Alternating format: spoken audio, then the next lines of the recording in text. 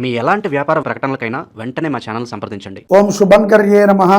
నిఖిల శ్రేయోదాయని సర్వకార్య సిద్ధిప్రద పరబ్రహ్మస్వరూపిణి శుభంకరీ నమోస్తుతే.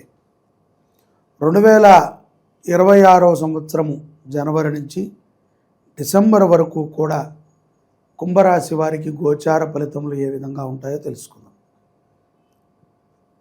కుంభరాశి వారికి 2026 సంవత్సరంలో ఆదాయం 2, వ్యయము 8, రాజ్యపూజ్యం 4, అవమానం 2.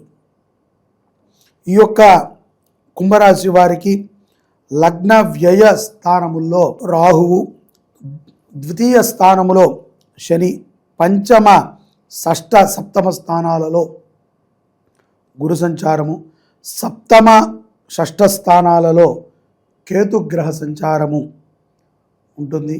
శనిగ్రహం ఈ యొక్క షష్ఠ స్థాన ప్రభావం చేత కొంత ఇబ్బందికరముగా వాతావరణములు అప్పుడప్పుడు కనిపిస్తూ ఉంటాయి.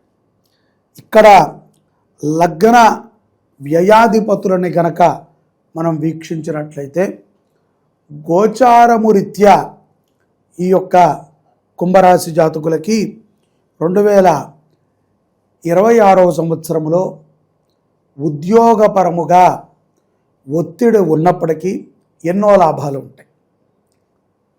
చాలామందికి ఒక భ్రాంతి కూడా ఉంటుంది ఉద్యోగస్తులకి. మొత్తం ఉద్యోగం ఊడిపోయిందా స్వామి, ఇంకా పోతుంది అనుకున్నా, రేపే లాస్ట్ డే అనుకున్నా నన్ను కంటిన్యూషన్ చేస్తున్నారు. కాబట్టి అటువంటి ఒక సంసిగ్ధతలో విజయాన్ని పొందుతారు. ఏలినాటి శని వెళుతూనే చాలా మంచి ఫలితాలను ఇచ్చింది. అలాగే ఈ యొక్క జనవరి నుంచి డిసెంబర్ మధ్యలో కూడా 2026లో సంక్రాంతి తరువాత అపారమైనటువంటి భక్తులు అవుతారు. ముఖ్యంగా రియల్ ఎస్టేట్ రంగంలో ఉన్నటువంటి వారు, మార్కెటింగ్ రంగంలో ఉన్నటువంటి కుంభరాశి జాతకులు, అలాగే కొన్ని ఏజెన్సీలకి రిప్రజెంటేటివ్గా పనిచేస్తున్నటువంటి కుంభరాశి జాతకులు తమ కంపెనీల నుంచి ఎన్నో లాభాలను పొందుతారు. అలాగే గుర్తింపు కూడా లభిస్తుంది. వ్యాపారస్తులకి కూడా ఈ యొక్క 2026 సంవత్సరంలో లాభములు అధికముగా ఉంటాయి అనటం కంటే కూడా మీ కష్టానికి తగ్గిన ఫలితము అధికముగా ఉంటుంది అని మనం అనుకోవచ్చు. ఎందుకంటే ఎంతో దృఢమైనటువంటి సంకల్పముతో, నిర్దిష్టమైనటువంటి ప్రణాళికతో మీరు అడుగులు వేస్తే గనక విజయము మీకు వరిస్తుంది. ఇక్కడ మోసపూరితమైనటువంటి ఆలోచనలు, ఏదైనా కుచితమైనటువంటి బుద్ధి మనకి కలిగి ఉంటే నష్టములని చవి చూడాలి. అలాగే దూరముగా మీ వ్యాపార సంస్థని అభివృద్ధి చేసేటువంటి అవకాశాలు తరచూ ఈ 2026 సంవత్సరంలో మీకు తాహసపడుతూ ఉంటాయి. అంటే ఇప్పుడు సపోజు విజయవాడలో మనము ఏదైనా ఒక వ్యాపారం చేస్తుంటే ఎక్కడో కలకత్తాకి రమ్మని అడగటము, ఢిల్లీలో చేయమని అడగటము, ముంబైలో చేయమని అడగటము, బెంగళూరులో, ఇలాగా బాగా దూరంకి మన సంస్థకి సంబంధించినటువంటి కార్యకలాపాలను చేయటానికి, వ్యవహారాలను నడపడానికి మీ దగ్గరికి ఎవరో ఒకళ్ళు కనిపిస్తూ ఉంటారు. బ్యాంకు వ్యవహారాలలో కుంభరాశి జాతకులు ఈ సంవత్సరము చాలా లాభాలని పొందుతారు. పూర్వ రుణాలని తీర్చుకుంటూ ఉంటారు. అలాగే కొత్త రుణాలు కూడా ఊహించని రీతిలో అందుకుంటారు. ఎంతో మనోధైర్యముతో కొన్ని నిర్ణయాలని కుంభరాశి జాతకులు తీసుకుంటారు. అలాగే విదేశాలలో ఉన్నటువంటి వారికి కూడా అక్కడ భూములు కొనటము, ఇళ్ళు కట్టేటువంటి ప్రయత్నము చేయటము, అక్కడ ఏదైనా ఒక మంచి ఆధ్యాత్మికమైనటువంటి కార్యక్రమము, సాంస్కృతికమైనటువంటి కార్యక్రమాలని చేయటం కోసమై మీరు చేసేటువంటి ఒక ప్రయత్నము సఫలీకృతమవుతుంది. ఇక్కడ కొన్ని ఈ రోజుల్లో మనం చూస్తున్నట్లయితే కనుక సోషల్ మీడియా మాధ్యమాలు, ప్రమోషన్లు ఇటువంటి వాటిల్లో ఉన్నటువంటి వారికి కూడా కొంత లాభాలని చేకూరుస్తుంది. అంటే ఆకర్షణీయప్రాయముగా ఉన్నటువంటి వారికి కూడా కొంత లాభం ఉన్నది అని అర్థం.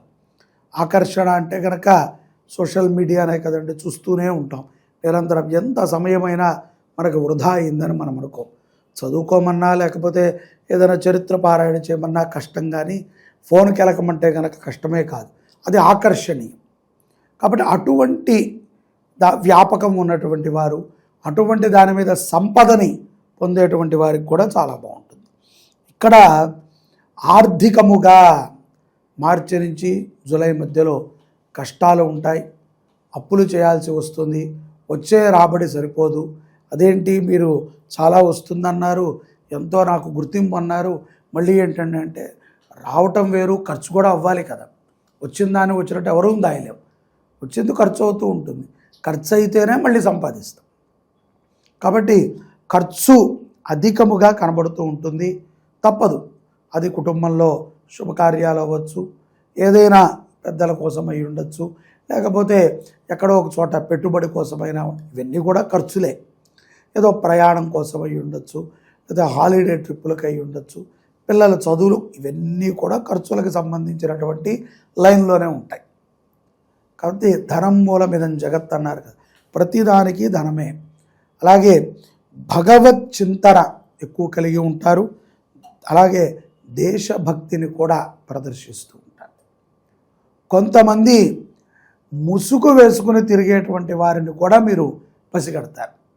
అంటే ఏదో బూటకపు మాటలని చెప్పి మాయాతీతముగా ఉండేటువంటి వ్యక్తులని కూడా పసిగడతారు. ఆధ్యాత్మికమైనటువంటి చింతనలో కూడా ముందుంటారు. అన్ని వేళలా కూడా 10 మందికి సహాయ సహకారాలని అందించాలి అనేటువంటి ఒక సంకల్పాన్ని మీరు దృఢంగా తీసుకుంటారు. మీతో పాటుగా మీ కుటుంబ సభ్యులను కూడా మోటివేషన్ చేయటాన్ని మనం ఈ 2026లో చూడవచ్చు. ఇక్కడ శరీరములో కూడా చిన్నపాటి రోగము చాలా పెద్ద ఇబ్బందిని పెట్టేస్తూ ఉంటుంది. ఒక్కొక్కసారి చెవులో గూమంటున్నా సరే రోజంతా పనిచేయబుద్ధి కాదు. అలా అని చెప్పి బద్ధకం అని కాదు, ఏదో తెలియనటువంటి ఒక మగత, మాయ వెంటాడుతూ ఉంటుంది. ఇది అనారోగ్య సమస్య కాదు, కొంత శరీర బద్ధకం, ఏదో అలసట. కాబట్టి కొంత విశ్రాంతి తీసుకుంటూ ఉండండి. దీర్ఘకాలిక రోగాలు జూలై నుంచి సెప్టెంబర్ మధ్యలో కొన్ని అటాక్ అవుతాయి. వాటికి మెడిసిన్ ఇంకా తప్పదు. వయసు పెరిగిన తర్వాత 40కి చత్వారం వచ్చినట్టుగా, 50కి షుగరు, బీపీలు వచ్చినట్టుగా ఇవన్నీ అటాక్ అవుతూ ఉంటాయి. ఉన్నటువంటి కాలమాన పరిస్థితుల్లో ఒత్తిడి వల్ల ముఖ్యంగా ఎవరిని కూడా మోసము చేద్దాము అని ఆలోచన చేయకండి. ఆ ఆలోచన వచ్చినటువంటి వాళ్ళు మీరు త్వరలో మోసపోతున్నారని గుర్తుపెట్టుకోండి. మీకన్నా మోనార్కు, మీకన్నా తెలివైన వాడు ఇంకొకడు ఉంటాడు. మనము ఒకడిని దెబ్బ కొడితే మనని ఇంకొకడు తప్పనిసరిగా వాడిని మించి దెబ్బ కొడతాడు. అది మనం తట్టుకోలేం. కాబట్టి విద్యార్థులు కూడా ఏ విషయం ఉన్నా సరే తల్లిదండ్రులకు చెప్తూ ఉండండి. ముఖ్యంగా స్త్రీలు, ఆడపిల్లలు ఎవరైతే కనుక పై చదువులను చదువుకుంటున్నారో ప్రేమ వ్యవహారాలకి దూరంగా ఉండండి. ఇవి మీకు ఈ సంవత్సరం ఏమాత్రమూ కలిసిరావు. దీనివల్ల మీరే ఊహించండి, 10 ఏళ్ల తర్వాత మళ్ళీ 2026ది పెట్టుకుని మీరు వినండి, కొంత ప్రమాదాలే ఉంటాయి. కాబట్టి ప్రేమించి వివాహం చేసుకుంటాం.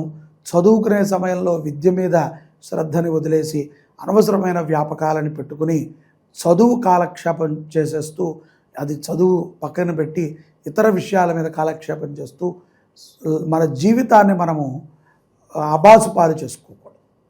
కాబట్టి భగవద్గీతని విద్యార్థులందరూ కూడా కంఠోపాఠం చేయండి. ప్రేమ వ్యవహారాల యందు దూరంగా ఉండండి. దూరముగా వెళ్ళి చదువుకోవాలి అనుకునేటువంటి పిల్లలకి పోటీ పరీక్షల్లో రాణిస్తారు. కానీ 1కి 2 సార్లు ప్రయత్నం చేయాలి. ఒక తడవే వెంటనే ఛాన్సు రాదు, గుర్తుపెట్టుకోండి. ఇది విన్నాక 2-3 సార్లు ప్రయత్నం చేయాలి కదా అని మాత్రం అనుకోకండి. మీ అదృష్టం బాగుండి మీ గ్రహస్థితులు మిగతావన్నీ బాగుంటే అవి తోసుకు వెళతాయి. నాకన్నా మీ విల్ పవర్ ఎక్కువ, గోచారం కంటే మీ యొక్క మనశ్శక్తి గొప్పది అయితే ముందుకు మీరు సాగిపోతారు. కాబట్టి ఇది ఒక పలుకు మాత్రమే, ఇది ఒక మాట. 2-3 ప్రయత్నాలు చేసినా మీకు విజయం వస్తుంది అని, విజయం రాదని కాదు. అపజయ పాలు మాత్రం విద్యార్థులు కారు, ధైర్యంగా ఉండండి. కోర్టు వ్యవహారాల యందు సరైన తీర్పుని కుంభరాశి జాతకులు వింటారు, ఆనందదాయకంగా ఉంటుంది.